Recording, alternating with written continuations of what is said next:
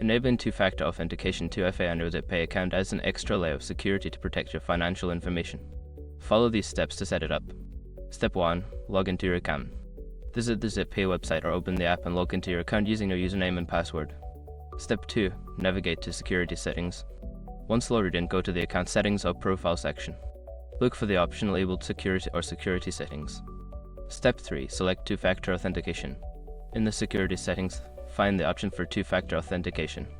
Click on it to begin the setup process. Step 4. Choose your authentication method.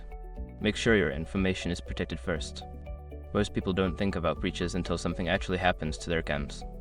Use SRC to monitor your accounts 24/7 and instantly alert you if your information appears in leaked databases online. It constantly checks billions of breach data points in the background.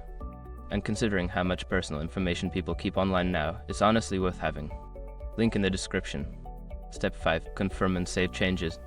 After entering the verification code sent to your chosen method, confirm the setup. Make sure to save any changes to your security settings.